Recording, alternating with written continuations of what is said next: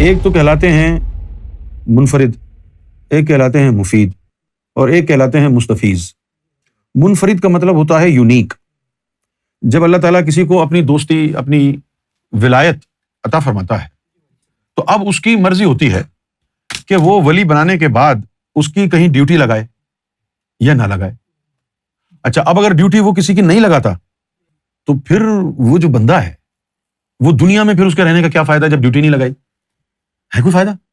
تو پھر ایسے لوگوں کے لیے کیا ہوتا ہے، وہ بھی کہتے ہیں اور اللہ بھی ایسا ہی سوچتا ہے کہ پھر چلو تم گمنامی میں چلے جاؤ، جنگلوں میں چلے جاؤ، یا تنہا کہیں جا کے رہو۔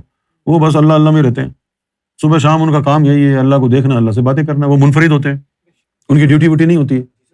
ایسے لوگوں کے پاس اگر آپ کہیں سے چلے بھی گئے تو بھگا دیں گے آپ کو، تو چلو جاؤ ادھر سے۔ اگر نہیں بھاگیں گے تو گالیاں دے دیں گے، گالی دیں گے تو پھر تیرے ذہن میں خیال آئے گا اگر یہ ولی ہوتا تو گالی نہ دیتا، پھر تو پکا چلا جائے گا۔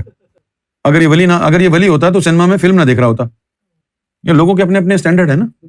تو ایسے بھی ولی ہوتے ہیں جو اللہ تعالیٰ سے جن کا تعلق ہے اور اللہ تعالیٰ ان کی ڈیوٹی نہیں لگاتا، منفرد ہوتے ہیں۔ ایک ہوتے ہیں مفید۔ اب مفید وہ ہوتے ہیں جو شریعت اور طریقت دونوں میں کامل ہوتے ہیں، جن کا دماغ بھی صحیح ہوتا ہے، دل بھی ٹھیک ہوتا ہے، تھوڑے حوصلے والے بھی ہوتے ہیں۔ اللہ تعالیٰ ان کی ڈیوٹی لگاتا ہے، ان کو دنیا میں بٹھا دیتا ہے، تو وہ بالکل جو ہے شریعت پر عمل پیرا رہتے ہوئے دنیا میں گزارا کرتے ہیں، اللہ سے تعلق بھی ہوتا ہے، لوگوں کو ہدایت پر بھی لاتے ہیں۔ یہ مفید کہلاتے ہیں۔ تیسرا ہے مستفیض، جو امام مہدی نے ایجاد کیا۔ وہ کون ہے؟ اب جیسے ظاہر شاہ ہے یا اخلاق ہے یا امجد ہے یا ندیم ہے، ان کے ذکر چلتے ہیں اور ان کو ذکر دینے کی بھی اجازت ہے، تو یہ سرکار سے فیض لے بھی رہے ہیں اور آگے لوگوں کو فیض دے بھی رہے ہیں، خود فیض لے رہے ہیں اور آگے دے بھی رہے ہیں۔ یہ کہلاتے ہیں مستفیض۔ تو جواب یہی ہے کہ ایسے لوگ بھی ہوتے ہیں کہ جن کو اللہ تعالیٰ خلق خدا پر ان کی ڈیوٹی نہیں لگاتا، خدمت خلق پر ان کو نہیں رکھتا، انہی کے لیے جو ہے اللہ تعالیٰ نے یہ فرمایا ہے کہ وہ مخلوق سے قطع تعلق ہو جائیں۔ آپ ولیوں کی کتابیں پڑھیں گے نا تو اکثر ولیوں نے یہ لکھا ہوا ہے، فقیر کے لیے، صوفی کے لیے رجوعات خلق حرام ہے۔ رجوعات خلق کیا ہے؟ لوگوں سے میل جول۔ اب یہ لوگوں سے میل جول جو حرام قرار دیا گیا ہے کتابوں میں صوفیوں نے، کن کے لیے ہے؟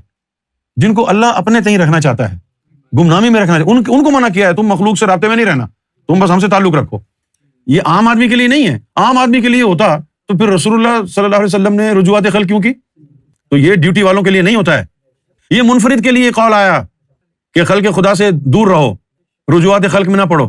ہم نے دیکھا کہ ہر آدمی یہی بولی بول رہا ہے، رجوعات خلق، ہمارے انجمن والے بھی یہی بولتے رہتے تھے، رجوعات خلق، رجوعات خلق۔